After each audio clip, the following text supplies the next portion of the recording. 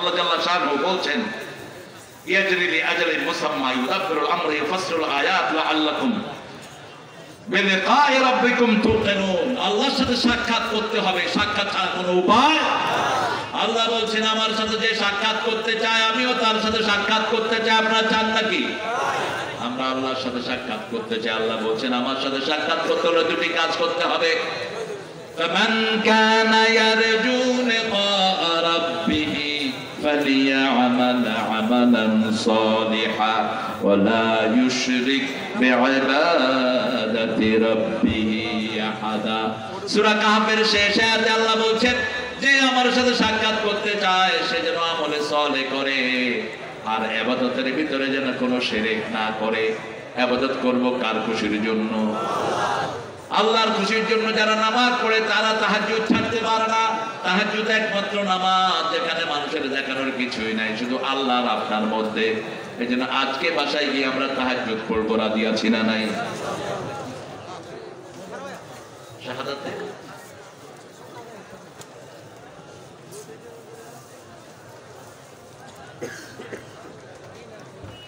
আচ্ছা, সমস্যার সমাধান। চোখটা হেফাজতে রাখেন, আপনার যৌবন শক্তি হেফাজতে থাকবে। চোখ রাসূল সাল্লাল্লাহু আলাইহি ওয়াসাল্লাম কিছু খাবার খেতেন, ওগুলো আপনারা খাবেন। কি খাবার খেতেন? খেজুর খেতেন বেশি, খেজুর বেশি খেতেন। খেজুরের ভিতরে সব খাদ্য প্রাণ আছে। রাসূল বলতেন খেজুর যে খায় না সে উপোস থাকে। অন্তত দৈনিক 3টা খেজুর আর বাদাম। বাদাম বলো তো আপনাদের এখানে, ওই যে আমাদের লাল সুন্দর যে বাদাম এগুলো রাসূল খেতেন। বাদাম খেতেন, খেজুর খেতেন, মধু খেতেন। এই শীতকালে মধু, মাখন আর খেজুর এই তিনটাকে একসাথে করে একটা হালুয়া বানাতেন মুহাম্মদ সাল্লাল্লাহু। এটা যৌবন ধরে রাখার জন্য অসম্ভব শক্তিশালী একটি জিনিস। কাঁচা হলুদ খেতেন। কাঁচা হলুদ মানুষের স্মৃতিশক্তিকে অটুট রাখে। মানুষ ভুলে যায় এই জিনিসটা কাঁচা হলুদ ধরে রাখে। রাসূল সাল্লাল্লাহু আলাইহি ওয়াসাল্লাম ক্ষীরা খেতেন, তরমুজ খেতেন আদা দিয়ে। বিত্তিখ মান সালজাবিল। আমার একটা বই আছে ছোট্ট, রাসূলের চিকিৎসা বিজ্ঞান। আমি বই ক্যারি করি না, আমি এটা পছন্দ করি না। এটা কোথায় জানি আছে, বিভিন্ন জায়গাতে হয়তো পেতে পারেন। তো শেষ হয়ে গেছে, এগুলো ছাপাতে হবে আবার। আবার ইসলামিক ফাউন্ডেশন থেকে একটা বই আছে তিব্বিন নবী, আল্লামা মহিউদ্দিন সাহেব অনুবাদ করেছেন। ওটার ভিতরে আপনি জিনিসগুলো পাবেন। কুল্লু ইয়াজরি লিআজালিন মুসাম্মা। পৃথিবীতে আমরা অল্প দিনের জন্য এসেছি। অল্প, কত অল্প আমরা কেউ জানি না। তবে রাসূল কিছু মৃত্যু থেকে পানা চাইতেন, পড়েন আল্লাহুম্মা ইন্নী আউযু বিকা মিন ফুজাআতিল মাউত। আল্লাহুম্মা ইন্নী আউযু বিকা মিন ফুজাআতিল মাউত। হে আল্লাহ, আমি হঠাৎ মৃত্যু থেকে আপনার কাছে পানা চাই। আবার রাসূল মৃত্যু চাইতেন, শাহাদাতের মওত চাইতেন। যারা শাহাদাত চায় না তারাই মুনাফিক। শাহাদাত চাইবেন, শাহাদাত শাহাদাত শাহাদাত চাই, শহীদ হয়ে বাঁচতে চাই। যে পথে শাহাদাত সে পথে জীবন হারাতে চাই। শাহাদাত শাহাদাত শাহাদাত চাই, শহীদ হয়ে বাঁচতে চাই। শাহাদাতের জন্য জরুরি হলো কার দল? কার দল করা? আল্লাহর দল। যারা করে না তাদের শাহাদাত কখনো কবুল হয়? তারা তো শহীদই হতে পারে না। শহীদের জন্য 5 ওয়াক্ত নামাজ লাগবে। কষ্ট হচ্ছে আপনাদের?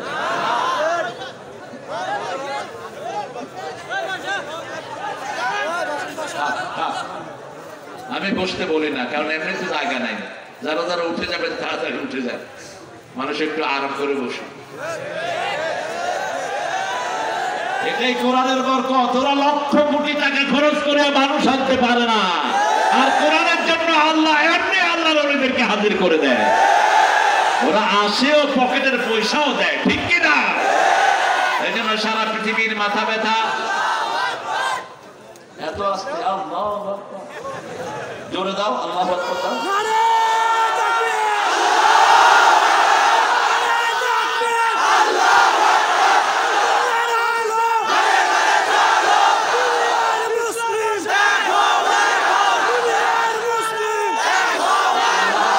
কবুল করেন, বলেন আমিন। মাথা দিয়ে কোরআনের করা যায়? একটা জেলায় বাধা দেয়, বাধা দিতে দিতে কোনোখানে কোনোভাবে কোনা একটা হয়, জেলার সমস্ত লোক সেখানে এসে হাজির হয়। চকরিয়া থানার বিভিন্ন নেতারা একটা মাহফিল হলো, আমার সব বন্ধ বন্ধ বন্ধ বন্ধ বন্ধ, হঠাৎ করে কোনা একটা হলো, বাস দিনে দুপুর থেকে আসর পর্যন্ত 3 কিলো জায়গা জাম আর জাম, সব এসে হাজির। এটা কোরআনের বরকত, কোন ব্যক্তির বরকত নয়, ঠিক না ঠিক? চেয়ারে বসে মসজিদে নামাজ আপনি পড়তে পারেন, কিন্তু চেয়ারে যদি বেশি চেয়ার যদি মসজিদে ঢুকান তাহলে তো মসজিদে দাঁড়ানোর জায়গায় কমে যাবে। আজকে ফিজিওথেরাপি ডাক্তাররা বলছেন যাদের কোমরে এবং পায়ে ব্যথা তারাও যদি বসে অথবা দাঁড়িয়ে নামাজ পড়েন তাহলে এটা তাদের পায়ের জন্য ভালো, পায়ের জন্য ভালো। মসজিদে নববীতে চেয়ার আছে কিন্তু খুবই কম। আপনারা দেখবেন মদিনার নামাজগুলো দেখায়, কাবা শরীফের নামাজ দেখায়, চেয়ার খুবই কম। চেয়ার যদি বেশি, সব যদি চেয়ারম্যান হয় তাহলে মসজিদে বসবে, দাঁড়াবে কি? লাইন ধরে চেয়ার আর চেয়ার, না, এটা উচিত না। দেখা যায় সারা পথ তিনি হেঁটে আসতেছেন, কোনো সমস্যা নাই, মসজিদে এসে চেয়ারে বসে, এটা ঠিক না, এটা ঠিক না। রাসূল সাল্লাল্লাহু আলাইহি ওয়াসাল্লাম চেয়ারে বসেছেন, দলিল হলো বুখারী হাদিসে এসেছে তিনি ওটের উপরে বসে সুন্নত পড়েছেন, নফল পড়েছেন, কিন্তু ফরজ যখন পড়েছেন ওখান থেকে নেমে পড়েছেন। ফরজ কখনো ওটের উপরে পড়েন, ওখান থেকে নেমে নিচে পড়েছেন, এটা ফরজের শান। আপনি মসজিদে ফরজ নামাজগুলো আদায় করবেন, যদি দাঁড়িয়ে পড়েন তাও অন্য মুসল্লির কোনো সমস্যা নাই। আল্লাহ বলছেন ইয়াযকুরুনাল্লাহা কিয়ামান ওয়া কুউদান ওয়া আলা জুনুবিহিম ওয়া ইয়াতাফাক্কারুনা ফি খালকিস সামাওয়াতি ওয়াল আরদ। আল্লাহ বলেছেন যে আপনি দাঁড়িয়ে জিকির করেন, বসে করেন, শুয়ে করেন, যেটা আপনার জন্য মুনাসিব হয়। তো মসজিদে যদি অসংখ্য চেয়ার আমরা ঢুকাই তাহলে মসজিদের সৌন্দর্যটা তো নষ্ট হয়ে গেল, ঠিক আছে? এখানে আপনি বাহিরে হাঁটতে পারেন, মসজিদে 15 মিনিট 5 মিনিট দাঁড়িয়ে থাকলে কি সমস্যা হয়? হ্যাঁ, একান্ত যদি কিছু মানুষ আছে একদম দাঁড়াতেই পারেন না, ধরে নিয়ে যেতে হচ্ছে, এরকম আছে না? ধরে নিয়ে যেতে হচ্ছে। ওনাকে কনসিডারেবল একটা কোনায় একটা চেয়ার দিয়ে ওনার হৃদয়ের আরজু তিনি মসজিদে নামাজ পড়বেন, সেটা আমরা করতে পারি, এতে কোনো নিষেধাজ্ঞা নাই নাই। কিন্তু চারিদিকে হাঁটে হাইটে ওনার একটা চেয়ারও আছে, চারিদিকে হাইটে গিয়ে আছে, অবশ্যই এটা উচিত না, এটা করবেন না। আপনি এত রাস্তা হাঁটতে পারেন, মসজিদে আপনি 5 মিনিট বসে থাকলে সমস্যা আপনার জন্যই ভালো। একজন হিন্দু ডাক্তার আছেন, তিনি গিরাবাত এবং বিভিন্ন বাত স্পেশালিস্ট, তিনি টেলিভিশনে প্রায় আসেন। তিনের কাছে রুগী আসলে তিনি জিজ্ঞেস করেন তুমি নামাজ পড়েন না? আপনি নামাজ পড়েন না? এক মুরব্বী জিজ্ঞেস করছে আপনি নামাজ পড়েন না কি? মুরব্বী কয় এই না, তুমি হিন্দু মানুষ, আমার নামাজের খবর লও। বাবা এটা আপনাদের জন্য, আমি রিসার্চ করে দেখেছি নামাজ যারা পড়ে এদের গিরাবাত হয় না, নামাজ যারা পড়ে এদের শরীরের সবগুলো অর্গান আল্লাহ ভালো রেখে দেয়। নামাজ যারা পড়ে এদের ব্রেন ভালো থাকে, যখন চিন্তা করে ব্রেনের সবগুলো ছেড়ে একসাথে রক্ত প্রবাহিত হয়, ব্রেন সবচেয়ে বেশি তাজা থাকে। অন্য কোন কাজে শরীর এত ভালো থাকে না। যে ছেলেগুলো সারাক্ষণ কম্পিউটার দেখে, ওই যে কম্পিউটারে কাজ করে, স্কুলের কাজ করে, এদেরকে নামাজের সেজদা লম্বা করে দিতে বলবেন, তাহলে যতক্ষণ সেজদা থাকবে তার ব্রেনের সেলগুলো তাজা হয়ে যাবে। আলহামদুলিল্লাহ। রাসূল সাল্লাল্লাহু আলাইহি ওয়াসাল্লাম নামাজ পড়তেন দীর্ঘ সময় ধরে। নামাজ পড়লে সব রোগকে ভালো করে দেন কে? আস-সালাতু খায়রুম মিনান। ঘুম থেকে নামাজ ভালো, ঘুমে যতটুকু ভালো না হয় নামাজে তার চেয়ে বেশি ভালো হয় কার কথা? সে আল্লাহ বলছেন আমি তোমাদের জন্য সবগুলো আইনকে বিস্তারিত ব্যাখ্যা করে দিলাম, লাআল্লাকুম বিলিকাই রাব্বিকুম তুকিনুন, যাতে আমার সাথে সাক্ষাতের জন্য তোমরা ইয়াকিন রাখো। ইয়াকিন হলো দেখে বিশ্বাস করা। এই মাহফিলটা হবে কিনা আপনারা অনিশ্চিত ছিলেন, ঠিক কিনা? আমি নিজেও অনিশ্চিত ছিলাম যে কখন ফোন আসে আমাদের প্রিয় সোহেল ভাইয়ের কাছ থেকে যে মাহফিলটা প্রশাসন করতে দিতেছে না।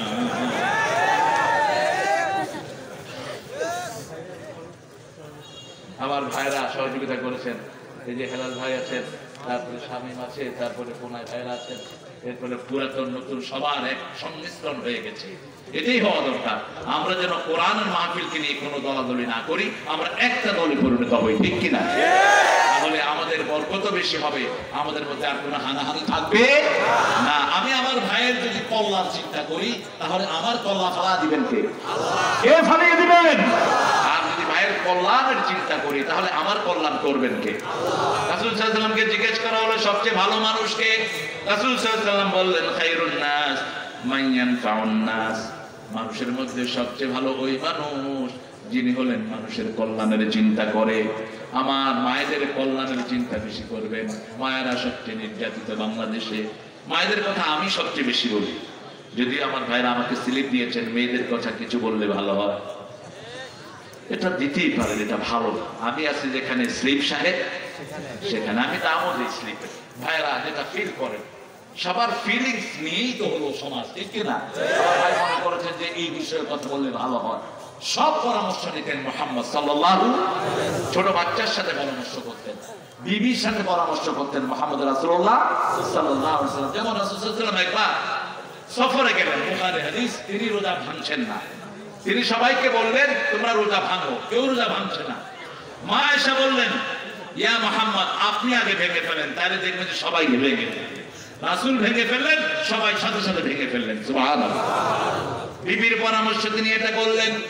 খন্দকের যুদ্ধ, সবাই পরামর্শ চাইল। সালমান ফারসি নতুন ইরান থেকে সফর করে এসেছেন, তিনি বললেন, তিনি হাত তুললেন, রাসূল সাল্লাল্লাহু আলাইহি ওয়াসাল্লাম বললেন সালমান তোমার পরামর্শ আছে নাকি? ইয়া রাসূলুল্লাহ, মদিনাকে যদি বাঁচাতে হয় চারিদিকে পরীক্ষা খনন করেন, চারিদিকে কেটে দেন, পুকুরের মতো কেটে দেন, নদীর মতো কেটে দেন, এখনো সেই কাঁথা আছে না? না, এখনো গেলে হাজিরা দেখবেন সেই কাঁথা আছে। রাসূল সাল্লাল্লাহু আলাইহি ওয়াসাল্লাম নিজে হাতে কুড়াল ধরলেন, কুড়াল ধরে কোপ মারলেন, আনা নবিয়্যু লা কাযিব আনা ইবনে আব্দুল মুত্তালিব। অল্প করের মধ্যে পরীক্ষা খনন হয়ে গেল। হাজার হাজার সাহাবী কাজ করলেন।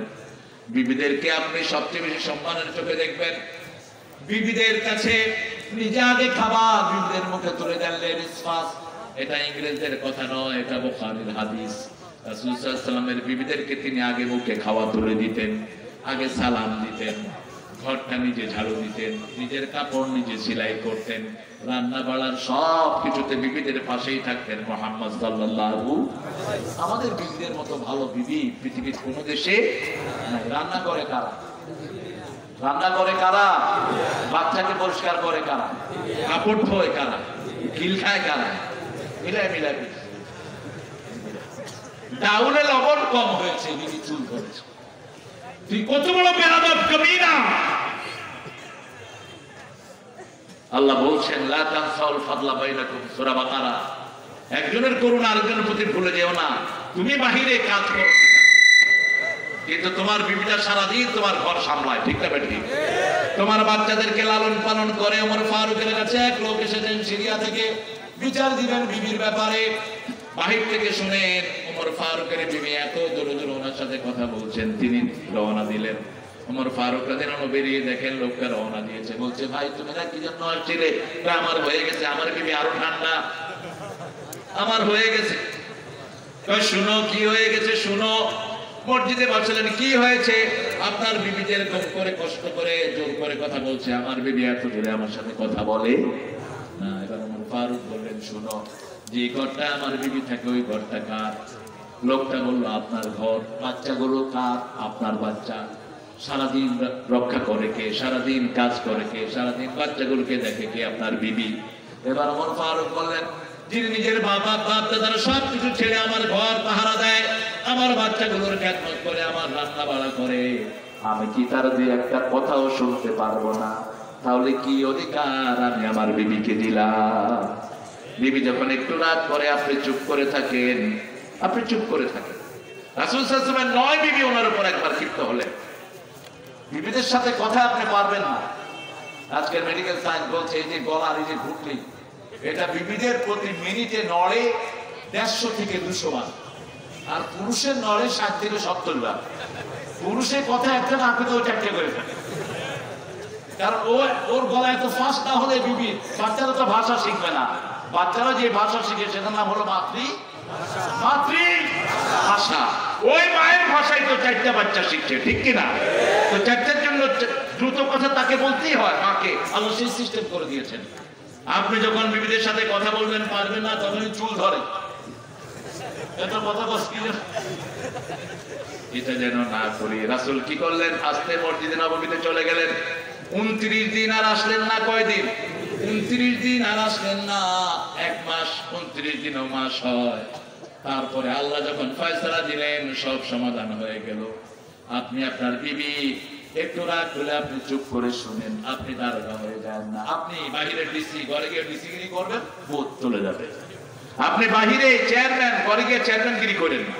ওমর ফারুক বলছেন, ঘরে ঢুকো শিশু হয়ে, বের হও পুরুষ হয়ে। শিশুর মতো থাকে, বিবির খেদমত রাসূল সাল্লাল্লাহু আলাইহি ওয়াসাল্লাম করেছেন। মা আয়েশা বলছেন, আমি রাসূলকে গোসল করিয়েছি, আবার আমার যখন জ্বর উঠেছে রাসূল নরম হাতে আমার পা টিপে দিয়েছেন। মুহাম্মদ সাল্লাল্লাহু। আপনি কি খেদমত করেন বিবি? বিবির কাপড় কি কখনো ধুয়েছেন আপনি? কখনো কি ঘর ঝাড়ু দিয়েছেন? কখনো কি বিবির সাথে রুটি ছেক দিয়ে দিয়েছেন? এগুলো আমার নবী সাল্লাল্লাহু আলাইহি ওয়াসাল্লাম করতেন, আমরাও করব। 11 জন বিবি থাকার পরেও নিজের কাপড়টা নিজে, নিজের কাপড়টা নিজে ধুইতেন। 9 জন বিবি জীবিত ছিলেন, 2 জন মারা গিয়েছেন, যায়নাব আর খাদিজাতুল কুবরা। বাকি 9 জন জীবিত ছিলেন, কিন্তু নিজের কাপড় নিজেই ধুইতেন। আমার ড্রাইভার, আমি বললাম, এই তোর কাপড় ধুইতে তো বলে খাওয়াই না? তুই বলে খাওয়াস? তো না, মোর আল্লাহ খাওয়ায়, মুই তো আইনা দেই বলতে। নামাজে ছিল একটু ড্রাইভার, তুমি তোমার নিজের কাজটা তুমি করতে পারো না। আপনার হুজুরদের ইন্টারভিউ নেবেন, আমার মতো যারা হুজুর আপনাদের কাছে আসে। নিজেদের কাজটা নিজে করা, এটা আজকের মেডিকেল সায়েন্সও বলছে শরীর ভালো থাকে, শরীরে কোনো রোগ আসে না। আল্লাহ জাল্লা শাআনহু বলছেন, আমার সাথে সাক্ষাতের জন্য যারা চিন্তা করবে, আমিও তাদের সাথে সাক্ষাতের চিন্তায় আছি। আমি তাদের সাথে সাক্ষাৎ করে খুশি হব যে আমার সাক্ষাৎ চায়, আমি আল্লাহ তার সাক্ষাৎ চাই। সুবহানাল্লাহ। সেই সাক্ষাৎ চাওয়ার জন্য আমলে সালেহ করতে হবে। আমলে সালেহ প্রতিবেশীর হক দিবেন, হিন্দু হোক বৌদ্ধ হোক। আপনার প্রতিবেশী যদি না খেয়ে মারা যায়, আল্লাহর দরবারে আপনি আসামি হবেন। ঘরের ডান পাশে 40, ঘর বাম পাশে 40, পিছনে 40, সামনে 40। এই হলো প্রতিবেশী। প্রতিবেশী হৃদয়ের পাশাপাশি হোক সে ভিন্ন ধর্মী, ভিন্ন ভাষাভাষী। প্রতিবেশী হৃদয়ের পাশাপাশি। একটু ভালো তরকারি রাখতে, তরকারি পাঠাতে না পারলে ঝোলটাও পাঠায় দেন। রাসূলের হাদিস। একটা ভালো ফল কিনলেন, প্রতিবেশীকে ফল দেন। আপনি 2টা আপেল দেন, একটা কমলা দেন, দেখবেন প্রতিবেশী হিন্দু 2 দিন পরে কালমা পড়ে মুসলমান হয়ে গেছে। ঠিক না? আমি একটু তরকারি দিয়েছি আমার প্রতিবেশী ইংল্যান্ড, আমার বিবি আলহামদুলিল্লাহ রান্না খুব ভালো। বিবির প্রশংসা করবেন, বিবির প্রশংসা করবেন, বিবিকে স্বীকৃতি দিবেন। কিছুক্ষণ পরেই একটু অ্যাডমিয়ার করবেন যে বিবি তোমার এটা খুব ভালো, এটা খুব ভালো। কি রাখছ তোর কাজ জীবনও ভালো হয় না, বিবিও কয় তোর ঘরে এসে জীবনে শান্তি হয়ে যাবে। তখন কি করলি? শান্তি পাইলি না, এটা হবে না। আল্লাহ বলছেন সূরা রোমের 21 নম্বর আয়াত, ওয়াজআলনা বাইনাকুম মুওয়াদ্দাতান ওয়া রাহমা।